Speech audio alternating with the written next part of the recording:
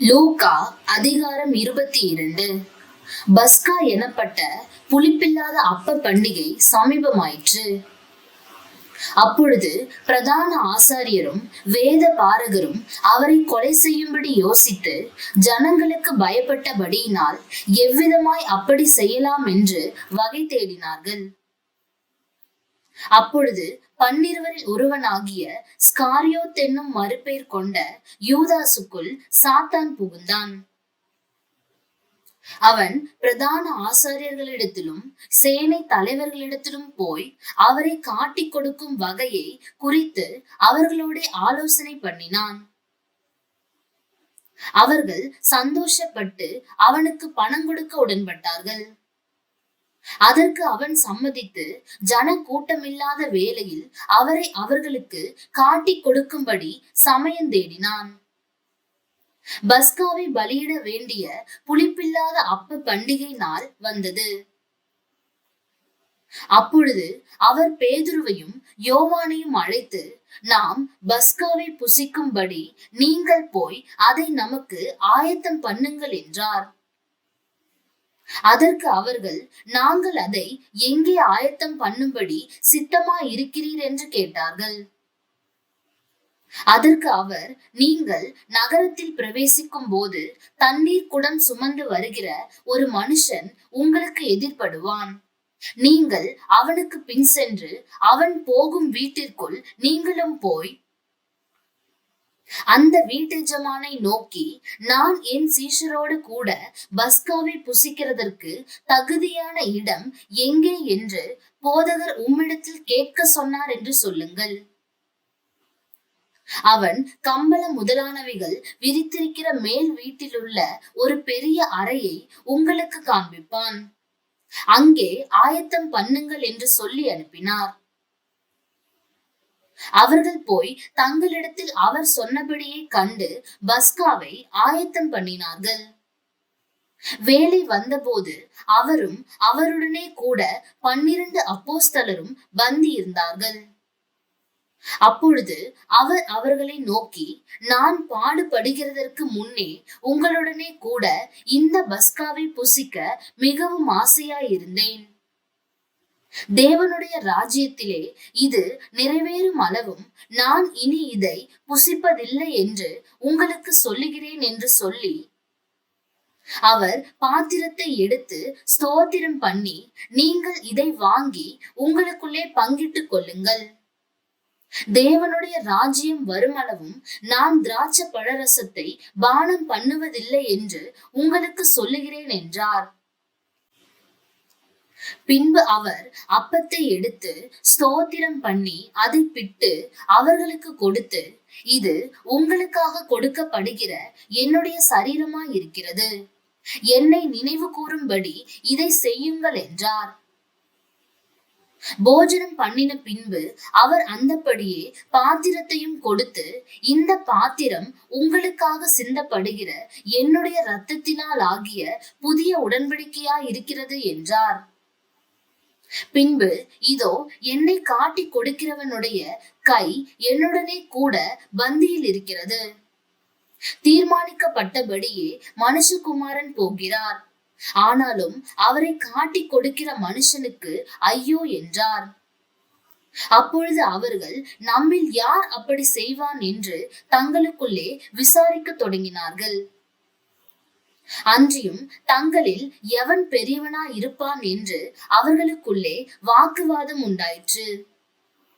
அவர் அவர்களை நோக்கி, புற ஜாதியாரின் ராஜாக்கள் அவர்களை ஆளுகிறார்கள், அவர்கள் மேல் அதிகாரம் செலுத்துகிறவர்களும் உபகாரிகள் எனப்படுகிறார்கள்.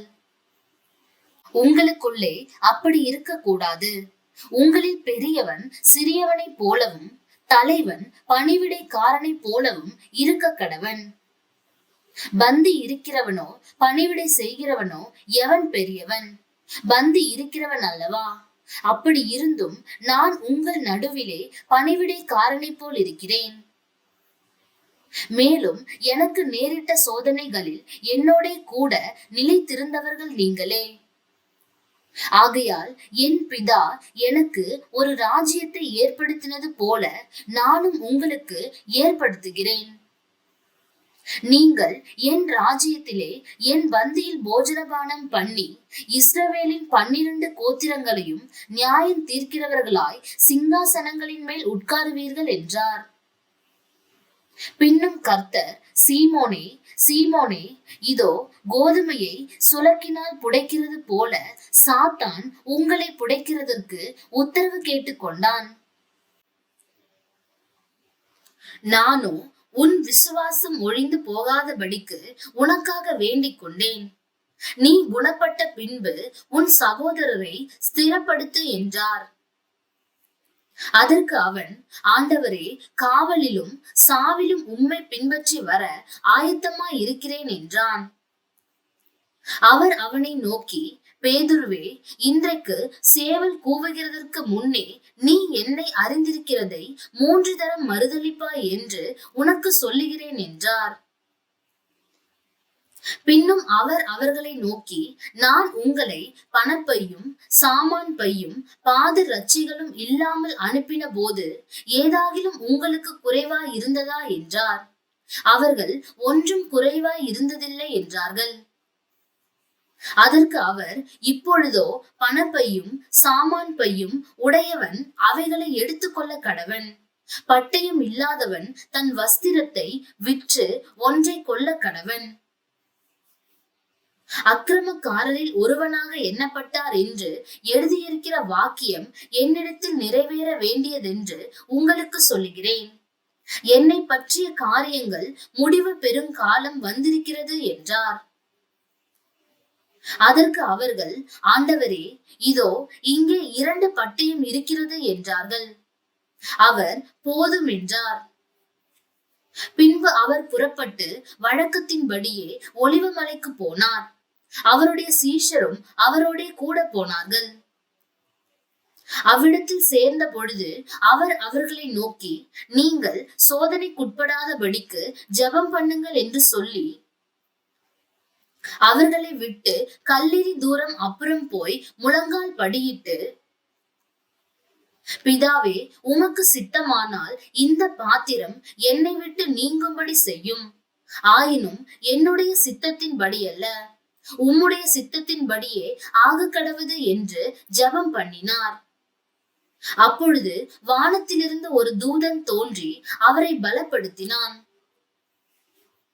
அவர் மிகவும் வியாகுலப்பட்டு அதிக ஊக்கத்தோட ஜெபம் பண்ணினார். அவருடைய வேர்வை இரத்தத்தின் பெருந்துளிகளாய் தரையிலே விழுந்தது. அவர் ஜெபம் பண்ணி முடித்து எழுந்திருந்து தம்முடைய சீஷரிடத்தில் வந்து அவர்கள் துக்கத்தினாலே நித்திரை பண்ணுகிறதை கண்டு, நீங்கள் நித்திரை பண்ணுகிறது என்ன? சோதனைக்குட்படாதபடிக்கு எழுந்திருந்து ஜெபம் பண்ணுங்கள் என்றார். அவர் அப்படியே பேசுகையில் ஜனங்கள் கூட்டமாய் வந்தார்கள். அவர்களுக்கு முன்னே 12 ஒருவனாகிய யூதாஸ் என்பவனும் வந்து இயேசுவை முத்தம் செய்யும்படி அவரிடத்தில் சேர்ந்தான். இயேசு அவனை நோக்கி, யூதாசே, முத்தத்தினாலேயா மனுஷகுமாரனை காட்டி கொடுக்கிறாய் என்றார். அவரை சூழ நின்றவர்கள் நடக்க போகிறதை கண்டு, ஆண்டவரே, பட்டயத்தினாலே வெட்டுவோமா என்றார்கள். அந்தபடியே அவர்களில் ஒருவன் பிரதான ஆசாரியனுடைய வேலைக்காரனை வலது காதர வெட்டினான். அப்பொழுது இயேசு, இம்மட்டில் நிறுத்துங்கள் என்று சொல்லி அவனுடைய காதை தொட்டு அவனை சொஸ்தப்படுத்தினார். பின்பு இயேசு தமக்கு விரோதமாய் வந்த பிரதான ஆசாரியர்களையும் தேவாலயத்து சேனை தலைவர்களையும் மூப்பர்களையும் நோக்கி, ஒரு கள்ளனை பிடிக்க புறப்பட்டு வருகிறது போல நீங்கள் பட்டயங்களையும் தடிகளையும் எடுத்து புறப்பட்டு வந்தீர்களே. நான் தினந்தோறும் தேவாலயத்தில் உங்களுடனே கூட இருக்கையில் நீங்கள் என்னை பிடிக்க கை நீட்டவில்லை. இதுவோ உங்களுடைய வேலையும் அந்தகாரத்தின் அதிகாரமுமாய் இருக்கிறது என்றார். அவர்கள் அவரை பிடித்த பின்பு பிரதான ஆசாரியனுடைய வீட்டில் கொண்டு போய் விட்டார்கள். பேதுருவும் தூரத்திலே பின் சென்றான். அவர்கள் முற்றத்தின் நடுவிலே நெருப்பை மூட்டி அதை சுற்றி உட்கார்ந்த போது பேதுருவும் அவர்கள் நடுவிலே உட்கார்ந்தான். அப்பொழுது ஒரு வேலைக்காரி அவனை நெருப்பண்டையிலே உட்கார்ந்திருக்க கண்டு அவனை உற்று பார்த்து, இவனும் அவனோடு இருந்தான் என்றாள். அதற்கு அவன், ஸ்திரீயே, அவனை அறியேன் என்று மறுதலித்தான். சற்று நேரத்துக்கு பின்பு வேறொருவன் அவனை கண்டு, நீயும் அவர்களில் ஒருவன் என்றான். அதற்கு பேதுரு, மனுஷனே, நான் அல்ல என்றான். ஏறக்குறைய 1 மணி நேரத்துக்கு பின்பு வேறொருவன் அவனை பார்த்து, மெய்யாகவே இவனும் அவனோடு இருந்தான், இவன் கலிலேயன்தான் என்று சாதித்தான். அதற்கு பேதுரு, மனுஷனே, நீ சொல்லுகிறதை அறியேன் என்றான். அவன் இப்படி சொன்ன உடனே சேவல் கூவிற்று. அப்பொழுது கர்த்தர் திரும்பி பேதுருவை நோக்கி பார்த்தார். சேவல் கூவுகிறதற்கு முன்னே நீ என்னை 3 தரம் மறுதலிப்பாய் என்று கர்த்தர் தன்னிடத்தில் சொன்ன வசனத்தை உடனே பேதுரு நினைவு கூர்ந்து வெளியே போய் மனங்கசந்து அழுதான். இயேசுவை பிடித்துக் கொண்ட மனுஷர் அவரை பரியாசம் பண்ணி அடித்து அவருடைய கண்களை கட்டி அவருடைய முகத்தில் அறைந்து, உன்னை அடித்தவன் யார்? அதை ஞான திருஷ்டியினால் சொல் என்று அவரை கேட்டதும் அன்றி மற்றும் அநேக தூஷண வார்த்தைகளையும் அவருக்கு விரோதமாக சொன்னார்கள். விடியற் காலமான போது ஜனத்தின் மூப்பரும் பிரதான ஆசாரியரும் வேத பாரகரும் கூடி வந்து தங்கள் ஆலோசனை சங்கத்தில் அவரை கொண்டு வந்து நிறுத்தி, நீ கிறிஸ்துவா? அதை எங்களுக்கு சொல் என்றார்கள். அதற்கு அவர், நான் உங்களுக்கு சொன்னாலும் நம்ப மாட்டீர்கள்.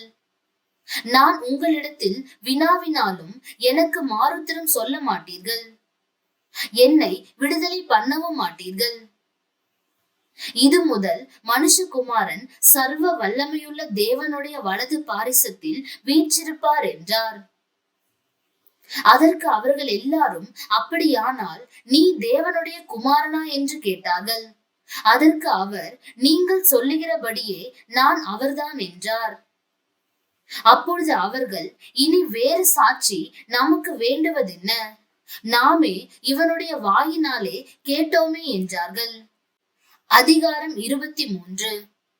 அவர்களுடைய கூட்டத்தார் எல்லாரும் எழுந்திருந்து அவரை பிலாத்துவினிடத்திற்கு கொண்டு போய், இவன் தன்னை கிறிஸ்து எனப்பட்ட ராஜாவென்றும் ராயருக்கு வரி கொடுக்க வேண்டுவதில்லை என்றும் சொல்லி ஜனங்களை கலகப்படுத்த கண்டோம் என்று அவர் மேல் குற்றஞ்சாட்டத் தொடங்கினார்கள். பிலாத்து அவரை நோக்கி, நீ யூதருடைய ராஜாவா என்று கேட்டான். அவர் அவனுக்கு பிரதியுத்தரமாக, நீர் சொல்லுகிறபடிதான் என்றார்.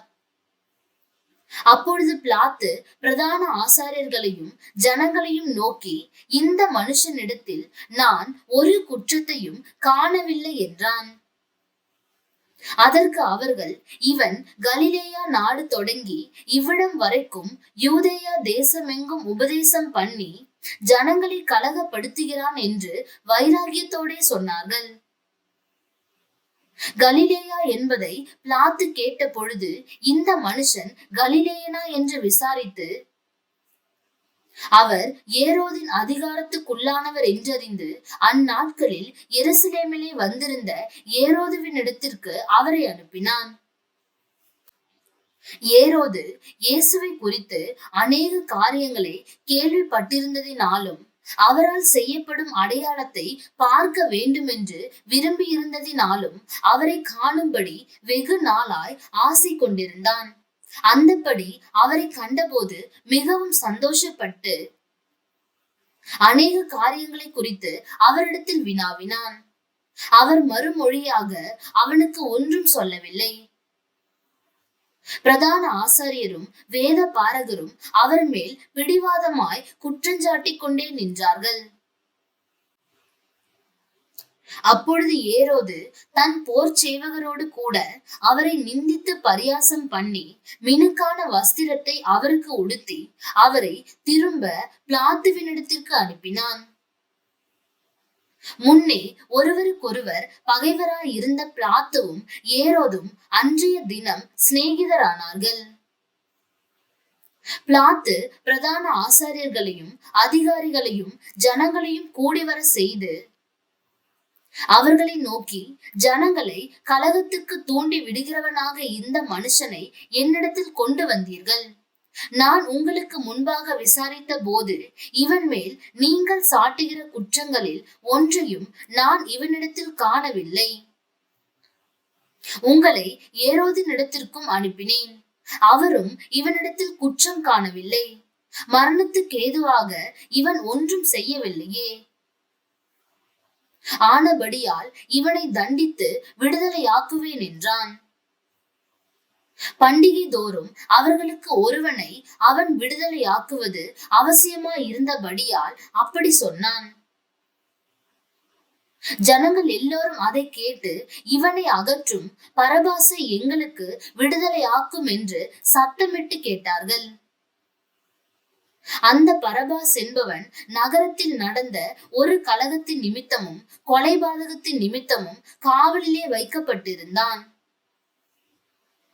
பிலாத்து இயேசுவை விடுதலையாக்க மனதாய் மறுபடியும் அவர்களிடத்தில் பேசினான்.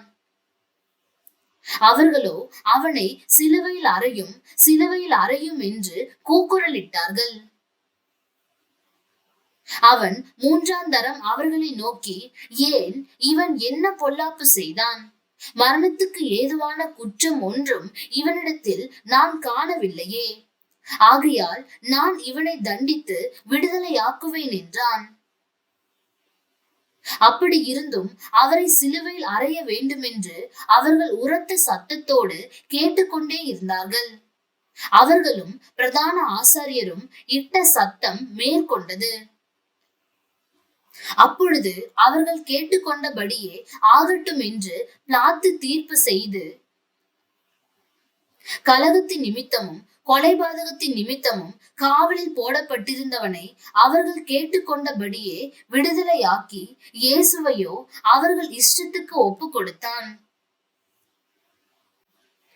அவர்கள் இயேசுவை கொண்டு போகிற போது நாட்டிலிருந்து வருகிற சிரேனே ஊரானாகிய சீமோன் என்கிற ஒருவனை பிடித்து சிலுவையை அவர் பின்னே சுமந்து கொண்டு வரும்படி அதை அவன் மேல் வைத்தார்கள். திரள் கூட்டமான ஜனங்களும் அவருக்காக புலம்பி அழுகிற ஸ்திரீகளும் அவருக்கு பின் சென்றார்கள். இயேசு அவர்கள் முகமாய் திரும்பி, எருசலேமின் குமாரத்திகளே, நீங்கள் எனக்காக அழாமல் உங்களுக்காகவும் உங்கள் பிள்ளைகளுக்காகவும் அழுங்கள். இதோ மலடிகள் பாக்கியவதிகள் என்றும் பிள்ளை பெறாத கர்ப்பங்களும் பால் கொடாத முளைகளும் பாக்கியம் உள்ளவைகள் என்றும் சொல்லப்படும் நாட்கள் வரும். அப்பொழுது மலைகளை நோக்கி எங்கள் மேல் விழுங்கள் என்றும் குன்றுகளை நோக்கி எங்களை மறைத்து கொள்ளுங்கள் என்றும் சொல்ல தொடங்குவார்கள். பச்சை மரத்துக்கு இவைகளை செய்தால் பட்ட மரத்துக்கு என்ன செய்ய மாட்டார்கள் என்றார். குற்றவாளிகளாகிய வேற 2 பேரும் அவரோட கூட கொலை செய்யப்படுவதற்கு கொண்டு போகப்பட்டார்கள். கபாலஸ்தலம் என்று சொல்லப்பட்ட இடத்தில் அவர்கள் சேர்ந்த பொழுது அங்கே அவரையும் அவருடைய வலது பக்கத்தில் ஒரு குற்றவாளியையும் அவருடைய இடது பக்கத்தில் ஒரு குற்றவாளியையும் சிலுவைகளில் அறைந்தார்கள். அப்பொழுது இயேசு, பிதாவே, இவர்களுக்கு மன்னியும், தாங்கள் செய்கிறது இன்னதென்று அறியாதிருக்கிறார்களே என்றார். அவருடைய வஸ்திரங்களை அவர்கள் பங்கிட்டு சீட்டு போட்டார்கள். ஜனங்கள் நின்று பார்த்து கொண்டிருந்தார்கள். அவர்களுடனே கூட அதிகாரிகளும் அவரை இகழ்ந்து, இவன் மற்றவர்களை ரட்சித்தான், இவன் தேவனால் தெரிந்து கொள்ளப்பட்ட கிறிஸ்துவானால் தன்னைத்தானே ரட்சித்துக் கொள்ளட்டும் என்றார்கள். போர் சேவகரும் அவரிடத்தில் சேர்ந்து அவருக்கு காடியை கொடுத்து, நீ யூதரின் ராஜாவானால் உன்னை ரட்சித்துக்கொள் என்று அவரை பரியாசம் பண்ணினார்கள். இவன் யூதருடைய ராஜா என்று கிரேக்கு, லத்தீன், எபிரேய எழுத்துக்களில் எழுதி அவருக்கு மேலாக வைக்கப்பட்டது. அன்றியும் சிலுவையில் அறையப்பட்டிருந்த குற்றவாளிகளில் ஒருவன், நீ கிறிஸ்துவானால் உன்னையும் எங்களையும் ரட்சித்துக்கொள் என்று அவரை இகழ்ந்தான். மற்றவன் அவனை நோக்கி, நீ இந்த ஆக்கினைக்குட்பட்டவனாய் இருந்தும் தேவனுக்கு பயப்படுகிறதில்லையா? நாமோ நியாயப்படி தண்டிக்கப்படுகிறோம். நாம் நடப்பித்தவைகளுக்கு தக்க பலனை அடைகிறோம். இவரோ தகாததொன்றையும் நடப்பிக்கவில்லையே என்று அவனை கடிந்து கொண்டு இயேசுவை நோக்கி, ஆண்டவரே, நீர் உம்முடைய ராஜ்யத்தில் வரும்போது அடியேனை நினைத்தருளும் என்றான். இயேசு அவனை நோக்கி, இன்றைக்கு நீ என்னுடனே கூட பரதீசில் இருப்பாய் என்று மெய்யாகவே உனக்கு சொல்லுகிறேன் என்றார். அப்பொழுது ஏறக்குறைய 6ஆம் மணி நேரமாய் இருந்தது. 9ஆம் மணி நேரம் வரைக்கும் பூமி எங்கும் அந்தகாரம் உண்டாயிற்று. சூரியன் இருளடைந்தது. தேவாலயத்தின் திரை சீலை நடுவில் 2ஆக கிழிந்தது. இயேசு, பிதாவே, உம்முடைய கைகளில் என் ஆவியை ஒப்புவிக்கிறேன் என்று மகா சத்தமாய் கூப்பிட்டு சொன்னார். இப்படி சொல்லி ஜீவனை விட்டார். 100க்கு அதிபதி சம்பவித்ததை கண்டு மெய்யாகவே இந்த மனுஷன் நீதிபரனாய் இருந்தான் என்று சொல்லி தேவனை மகிமைப்படுத்தினான். இந்த காட்சியை பார்க்கும்படி கூடி வந்திருந்த ஜனங்கள் எல்லாரும் சம்பவித்தவைகளை பார்த்த பொழுது தங்கள் மார்பில் அடித்துக்கொண்டு திரும்பி போனார்கள். அவருக்கு அறிமுகமானவர்கள் எல்லாரும் கலிலேயாவில் இருந்து அவருக்கு பின் சென்று வந்த ஸ்திரீகளும் தூரத்திலே நின்று இவைகளை பார்த்து கொண்டிருந்தார்கள். யோசேப்பு என்னும் பெயர் கொண்ட ஒரு ஆலோசனைக்காரன் இருந்தான். அவன் உத்தமனும் நீதிமானுமாயிருந்தான். அவன் யூதருடைய பட்டணங்களில் ஒன்றாகிய அரிமத்தியாவிலிருந்து வந்தவனும் தேவனுடைய ராஜ்யத்துக்கு காத்திருந்தவனும் யூதர்களுடைய ஆலோசனைக்கும் செய்கைக்கும் சம்மதியாதவனுமாயிருந்தான். அவன் பிலாத்துவினிடத்தில் போய் இயேசுவின் சரீரத்தை கேட்டு அதை இறக்கி மெல்லிய துப்பட்டியிலே சுற்றி கண்மலையில் வெட்டப்பட்டதுமாய் ஒரு காலும் ஒருவனும் வைக்கப்படாததுமாய் இருந்த ஒரு கல்லறையிலே வைத்தான். அந்த நாள் ஆயத்த நாளாய் இருந்தது. ஓய்வு நாளும் ஆரம்பமாயிற்று.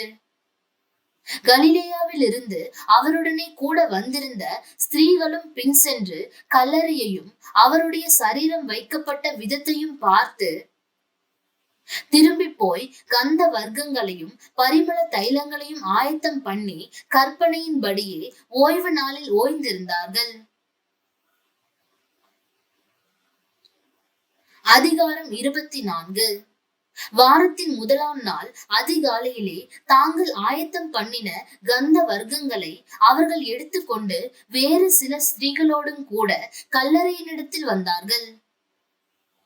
கல்லறையை அடைத்திருந்த கல் புரட்டி தள்ளப்பட்டிருக்கிறதை கண்டு உள்ளே பிரவேசித்து கர்த்தராகிய இயேசுவின் சரீரத்தை காணாமல் அதை குறித்து மிகுந்த கலக்கமடைந்திருக்கையில் பிரகாசமுள்ள வஸ்திரம் தரித்த 2 பேர் அவர்கள் அருகே நின்றார்கள்.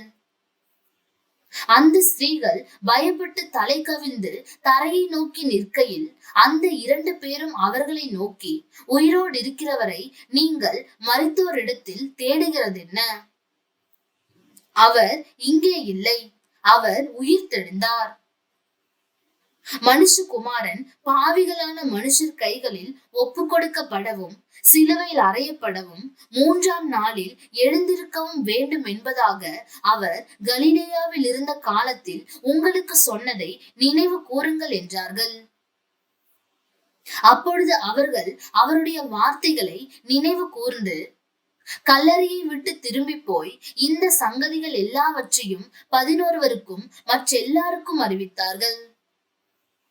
இவைகளை அப்போஸ்தலருக்கு சொன்னவர்கள் மகதலேனா மரியாளும் யோவன்னாலும் யாக்கோபின் தாயாகிய மரியாளும் இவர்களுடனே கூட இருந்த மற்ற ஸ்திரீகளுமே. இவர்களுடைய வார்த்தைகள் அவர்களுக்கு வீண் பேச்சாக தோன்றினதினால் அவர்கள் இவர்களை நம்பவில்லை. பேதுருவோ எழுந்திருந்து கல்லறையினிடத்திற்கு ஓடி அதற்குள்ளே குனிந்து பார்க்கையில் சீலைகளை தனிப்பட வைத்திருக்க கண்டு சம்பவித்ததை குறித்து தன்னில் ஆச்சரியப்பட்டு கொண்டு போனான். அன்றைய தினமே அவர்களில் 2 பேர் எருசலேமுக்கு 7 அல்லது 8 மைல் தூரமான எம்மாவு என்னும் கிராமத்துக்கு போனார்கள். போகையில் இந்த வர்த்தமானங்கள் யாவையும் குறித்து அவர்கள் ஒருவரோடொருவர் பேசிக் கொண்டார்கள். இப்படி அவர்கள் பேசி சம்பாஷித்துக் கொண்டிருக்கையில் இயேசுதாமே சேர்ந்து அவர்களுடனே கூட நடந்து போனார். ஆனாலும் அவரை அறியாதபடிக்கு அவர்களுடைய கண்கள் மறைக்கப்பட்டிருந்தது. அப்பொழுது அவர் அவர்களை நோக்கி, நீங்கள் துக்க முகமுள்ளவர்களாய் வழிநடந்து ஒருவருக்கொருவர் சொல்லிக் கொள்ளுகிற காரியங்கள் என்னவென்று கேட்டார். அவர்களில் ஒருவனாகிய கிளையோப்பா என்பவன் பிரதியுத்தரமாக, இந்நாட்களில் எருசலேமிலே நடந்தவைகளை அறியாதபடிக்கு நீர் அந்நியராய் இருக்கிறீரோ என்றான். அவர் எவைகள் என்றார். அதற்கு அவர்கள், நசரேயனாகிய இயேசுவை குறித்தவைகளே. அவர் தேவனுக்கு முன்பாகவும் ஜனங்கள் எல்லாருக்கும் முன்பாகவும் செய்கையிலும் வாக்கிலும் வல்லமையுள்ள தீர்க்கதரிசியாயிருந்தார். நம்முடைய பிரதான ஆசாரியரும் அதிகாரிகளும் அவரை மரண ஆக்கினைக்குட்படுத்தி சிலுவையில் அறைந்தார்கள். அவரே இஸ்ரவேலை மீட்டு ரட்சிப்பவர் என்று நாங்கள் நம்பி இருந்தோம். இவைகள் சம்பவித்து இன்று 3 நாள் ஆகிறது. ஆனாலும் எங்கள் கூட்டத்தை சேர்ந்த சில ஸ்திரீகள் அதிகாலமே கல்லறையின் இடத்திற்கு போய் அவருடைய சரீரத்தை காணாமல் திரும்பி வந்து அவர் உயிரோடு இருக்கிறார் என்று சொன்ன தேவ தூதரை தரிசித்தோம் என்று சொல்லி எங்களை பிரமிக்க பண்ணினார்கள். அப்பொழுது எங்களிலே சிலர் கல்லறையின் இடத்திற்கு போய் ஸ்திரீகள் சொன்னபடியே கண்டார்கள், அவரையோ காணவில்லை என்றார்கள். அப்பொழுது அவர் அவர்களை நோக்கி, தீர்க்க தரிசிகள் சொன்ன யாவையும் விசுவாசிக்கிறதற்கு புத்தி இல்லாத மந்த இருதயம் உள்ளவர்களே, கிறிஸ்து இவ்விதமாக பாடுபடவும் தமது மகிமையில் பிரவேசிக்கவும் வேண்டியதில்லையா என்று சொல்லி மோசே முதலிய சகல தீர்க்க தரிசிகளும் எழுதின வேத வாக்கியங்கள் எல்லாவற்றிலும் தம்மை குறித்து சொல்லியவைகளை அவர்களுக்கு விவரித்து காண்பித்தார். அத்தருணத்தில் தாங்கள் போகிற கிராமத்துக்கு சமீபமானார்கள். அப்பொழுது அவர் அப்புறம் போகிறவர் போல காண்பித்தார். அவர்கள் அவரை நோக்கி, நீர் எங்களுடனே தங்கியிரும், சாயங்காலம் ஆயிற்று, பொழுதும் போயிற்று என்று அவரை வருந்தி கேட்டுக்கொண்டார்கள். அப்பொழுது அவர் அவர்களுடனே தங்கும்படி உள்ளே போனார். அவர்களோட அவர் பந்தி இருக்கையில் அவர் அப்பத்தை எடுத்து ஆசீர்வதித்து அதை பிட்டு அவர்களுக்கு கொடுத்தார். அப்பொழுது அவர்களுடைய கண்கள் திறக்கப்பட்டு அவரை அறிந்தார்கள். உடனே அவர் அவர்களுக்கு மறைந்து போனார். அப்பொழுது அவர்கள் ஒருவரையொருவர் நோக்கி, வழியிலே அவர் நம்முடனே பேசி வேத வாக்கியங்களை நமக்கு விளங்க காட்டின பொழுது நம்முடைய இருதயம் நமக்குள்ளே கொழுந்து விட்டு எரியவில்லையா என்று சொல்லிக்கொண்டு அந்நேரமே எழுந்திருந்து எருசலேமுக்கு திரும்பி போய் 11 அவர்களோடு இருந்தவர்களும் கூடியிருக்க கண்டு, கர்த்தர் மெய்யாகவே உயிர்த்தெழுந்து சீமோனுக்கு தரிசனமானார் என்று அவர்கள் சொல்ல கேட்டு, வழியில் நடந்தவைகளையும் அவர் அப்பத்தை பிற்கையில் தாங்கள் அவரை அறிந்து கொண்டதையும் விவரித்து சொன்னார்கள். இவைகளை குறித்து அவர்கள் பேசிக் கொண்டிருக்கையில் இயேசுதாமே அவர்கள் நடுவிலே நின்று, உங்களுக்கு சமாதானம் என்றார். அவர்கள் கலங்கி பயந்து ஒரு ஆவியை காண்கிறதாக நினைத்தார்கள். அவர் அவர்களை நோக்கி, நீங்கள் ஏன் கலங்குகிறீர்கள்? உங்கள் இருதயங்களில் சந்தேகங்கள் எழும்புகிறது என்ன? நான் தான் என்று அறியும்படி என் கைகளையும் என் கால்களையும் பாருங்கள், என்னை தொட்டு பாருங்கள். நீங்கள் காண்கிறபடி எனக்கு மாம்சமும் எலும்புகளும் உண்டாயிருக்கிறது போல ஒரு ஆவிக்கு இராதே என்று சொல்லி தம்முடைய கைகளையும் கால்களையும் அவர்களுக்கு காண்பித்தார். ஆனாலும் சந்தோஷத்தினால் அவர்கள் இன்னும் விசுவாசியாமல் ஆச்சரியப்படுகையில், புசிக்கிறதற்கு ஏதாகிலும் இங்கே உண்டா என்று அவர்களிடத்தில் கேட்டார். அப்பொழுது பொரித்த மீன் கண்டத்தையும் தேன் கூட்டு துணுக்கையும் அவருக்கு கொடுத்தார்கள். அவைகளை அவர் வாங்கி அவர்களுக்கு முன்பாக புசித்து அவர்களை நோக்கி, மோசேயின் நியாய பிரமாணத்திலும் தீர்க்க தரிசிகளின் ஆகமங்களிலும் சங்கீதங்களிலும் என்னை குறித்து எழுதியிருக்கிறவைகள் எல்லாம் நிறைவேற வேண்டியதென்று நான் உங்களோடு இருந்த போது உங்களுக்கு சொல்லிக் கொண்டு வந்த விசேஷங்கள் இவைகளே என்றார். அப்பொழுது வேத வாக்கியங்களை அறிந்து கொள்ளும்படி அவர்களுடைய மனதை அவர் திறந்து அவர்களை நோக்கி, எழுதியிருக்கிறபடி கிறிஸ்து பாடுபடவும் 3ஆம் நாளில் மரித்தோரிலிருந்து எழுந்திருக்கவும் வேண்டியதாயிருந்தது. அன்றியும் மனம் திரும்புதலும் பாவ மன்னிப்பும் எருசலேம் தொடங்கி சகல தேசத்தாருக்கும் அவருடைய நாமத்தினாலே பிரசங்கிக்கப்படவும் வேண்டியது. நீங்கள் இவைகளுக்கு சாட்சிகளாய் இருக்கிறீர்கள். என் பிதா வாக்குத்தத்தம் பண்ணினதை இதோ நான் உங்களுக்கு அனுப்புகிறேன். நீங்களோ உன்னதத்தில் இருந்து வரும் பெலனால் தரிப்பிக்கப்படும் வரைக்கும் எருசலேம் நகரத்தில் இருங்கள் என்றார். பின்பு அவர் பெத்தானியா வரைக்கும் அவர்களை அழைத்து கொண்டு போய் தம்முடைய கைகளை உயர்த்தி அவர்களை ஆசீர்வதித்தார். அவர்களை ஆசீர்வதிக்கையில் அவர்களை விட்டு பிரிந்து பரலோகத்துக்கு எடுத்துக் கொள்ளப்பட்டார்.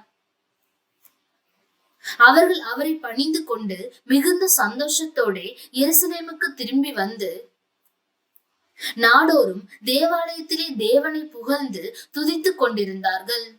ஆமேன்.